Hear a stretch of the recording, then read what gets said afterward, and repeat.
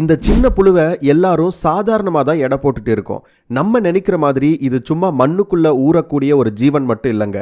இந்த மண்புழுல ஆண் பெண் இனப்பெருக்க உறுப்புகள் ஒரே மண்புழுவில் இருக்கங்காட்டி ஒரு மண்புழுவே தன்னோட இனத்தை பெருக்கிக்க முடியும்.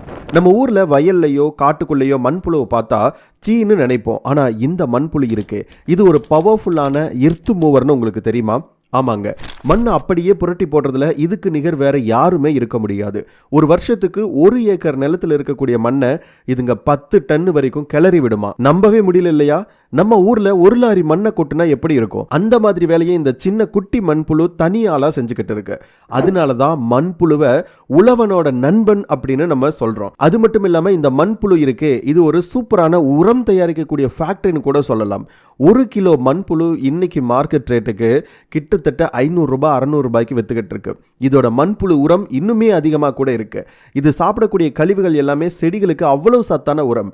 நீங்க காசு கொடுத்து வாங்கக்கூடிய உரத்தில் இருக்கக்கூடிய சத்துக்களை விட இந்த மண்புழுவோட வேஸ்ட்ல இருக்கக்கூடிய உரம், மண்புழு உரம் அவ்வளோ சத்தான ஒரு விஷயம். உங்க வீட்டு தோட்டத்தில் மண்புழு இருந்தா நீங்க கொடுத்து வச்சவங்க.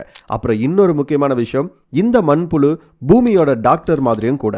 மண்ணில் இருக்கக்கூடிய கெட்ட பாக்டீரியா, பூஞ்சை எல்லாத்தையுமே இது சாப்பிட்டு சுத்தப்படுத்திடும். உங்களோட நிலத்துல மண்புழு இல்லை அப்படின்னா உங்களோட நிலம் பால்பட்டு இருக்கு அப்படின்றத புரிஞ்சுக்கோங்க. நம்ம உடம்புல வெள்ளை அணுக்கள் வேலை செய்யற மாதிரி நம்ம மண்ணுக்கு பாதுகாப்பு அரணே இந்த மண்புழு தான்.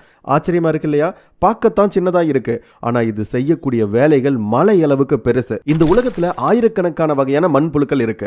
ஒவ்வொரு மண்ணுக்கும் ஒவ்வொரு தட்பவெட்ப நிலைக்கும் ஏத்த மாதிரி விதவிதமான மண்புழு இனங்கள் இருக்கு. அதுல சிலது மண்ணுக்கு மேலேயே தங்கி இலைதலைகளை சாப்பிடும். இவங்க தான் நம்ம தோட்டத்திலையும் உதிர்ந்த இலைகளை எல்லாம் சுத்தப்படுத்தக்கூடிய தூய்மை பணியாளர்கள். இன்னும் சில வகை மண்புழுக்கள் மண்ணுக்குள்ள ஆழமா போய் அங்கிருக்கக்கூடிய கரிம பொருட்களை சாப்பிடுது. இவங்க மண்ணை நல்லா கிளறி விடுறதுல ரொம்பவே கில்லாடிங்க. இந்த மாதிரி மண்புழுக்களை இனிமேல் நீங்க எங்காச்சும் பார்த்தீங்க அப்படின்னா தயவு செய்து அதுகளை கொல்லாதீங்க. ரசிக்கல அப்படின்னாலும் பரவாயில்ல. அந்த மண்புழுக்கள் நம்முடைய மண்ணுக்கும் இந்த பூமிக்கும் ரொம்ப ரொம்ப தேவையான ஒரு உயிரினம். உங்களோட நிலத்துல அதிகப்படியான பூச்சிக்கொல்லி மருந்துகள், செயற்கை உரங்களை நீங்க கொடுத்தீங்க அப்படின்னா இந்த மண்புழுக்களுக்கு எதிரி.